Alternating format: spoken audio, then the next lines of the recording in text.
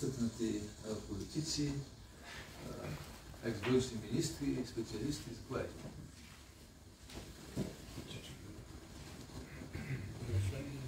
Да. Професор Йоцов.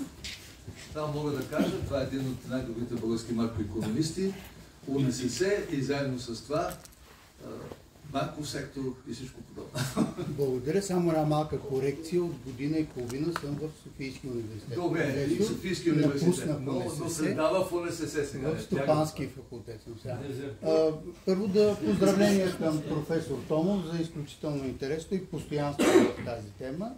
Аз, разбира се, като представител на Стопански университет, малко повече в икономиката, въпреки че темата тук не е специално икономика, но направи ми впечатление, че когато говорихте за 4-те глобални сили, използвахте един индекс, който изсляване, но той стъпише преди всичко на брутния вътрешен продукт, като имаше едно нововъведение, че там включвате някои ресурси, които може да са ликвидни. Сега там проблема е, че тяхната оценка е изключително проблематична, но се чуда, разгледали сте въпроса там за синьоража, тъй като по последни данни около $500 трилион печели Америка само заради това, че долар е световна резервна валута, което дава огромно предимство. Сега, това нещо трябва да се види в динамика, да се види наистина доколко тези бази, които имат по цял свят, в крайна сметка се изхранват от този синьораж. Но другия ми въпрос е, не намерих много неща за БРИКС в тази книга. На мен ми се струва чисто от икономическа гледна точка, че едната от идеите на БРИКС е точно да се лиши Америка от този ресурс, който тя взима от света. Какво е вашето мнение за БРИКС, на къде отиват нещата и другото, което много ме интересува, защото остана някакси с много малко внимание в нашата преса. Дали е блъф от Ердоган заявеното желание за БРИКС или е наистина сериозно намерение, защото това за мен ще промени много нещата, ако наистина Турция влезе в БРИКС. Искам вашето мнение. И отново поздравления. Благодаря ви. Това не е блъф. Аз подробно се запознах, една седмица загубих да изуча всички дискусии в Казан, където имаше поредната годишна среща на БРИКС. На онзи ден изнасях в нашата магистратура. Там има студенти от Щатите и от Китай, което е много интересно. Това е същата група. Темата беше БРИКС. 40 държави, професор Йосов, в момента кандидатства за БРИКС. 40 държави извън тези, които са вече утвърдени. А не са само петорката. Египет е член на БРИКС, Етиопия е член на БРИКС. Обединените арабски емирства, което е много важно. След тия 40 нови е Турция, Саудитска Арабия. И аз ще ви кажа защо. Защо? Защото те съзират едно нещо, което много им отърва. БРИКС е организация, в която доминира икономически интерес. Доминира икономиката. Доминира икономически интерес. Едно от нещата е намаляването на ролята на долара. Значи, не съм се спрял в новата книга, защото много подробно спрял в тази. А те са неразделни. И вътре има таблица, за която стоят Световната банка и така нататък. Ролята му в световните транзакции в целия свят, синьоража, е спаднал с около 20% за последните 5-6 години. Няма по-голяма заплаха за Америка от това. Разбира се, ракети. Най-голямата заплаха е, че тези страни, Китай на първо место, Китай много държи на това нещо, Китай продаде за около 50 и няколко милиарда в последните 2 години свои американски бондове.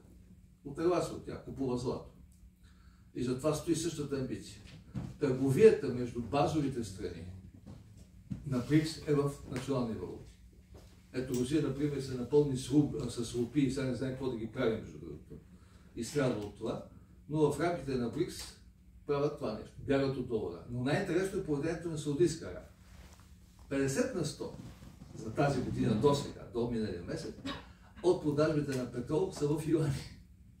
Представете си, това Саудитска Арабия. В юани. Естествено това помпа юана, помпа Китай. И е проблем за Америка. И сега тук ще ви кажа, защо Тръмп ни прави, може би, защото сме икономисти и ние като него. Защото той каза, вижте какво. Аз ще бъда президент на биткоина. на криптовалутите, защото аз трябва да почна да решавам въпрос с американския дълг. Той е 36 трилиона, 35,5 трилиона долара е дълга. Как го финансира? В тия години растеж всяка година с 1 трилион. С печатане. Ако ти свият печатницата чрез това, че той финансира целия свят, за да си купиш нещо, трябва първо да си купиш долар. Това беше 40-50 години. Аз помня, когато аз съм бил министър, за да си купа петрол от Русия, Русия тогава не приемаше евро. Приемаше само долар. Първо си купуваме долари и си плащаме петрол и газа на Русия.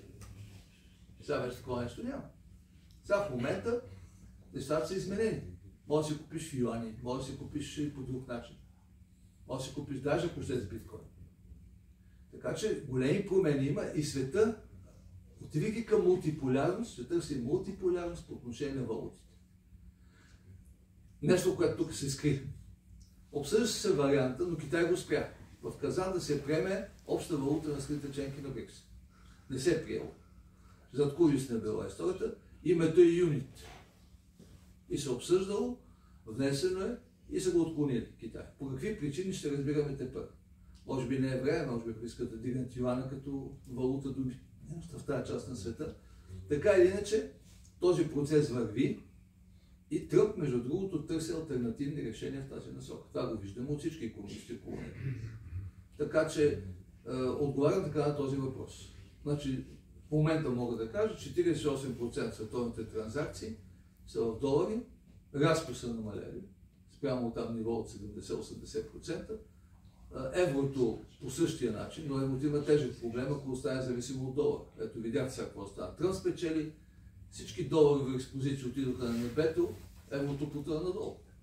И тук, разбира се, трябва да се мисли какво се прави в тази установка, като и за нашата собствена страна.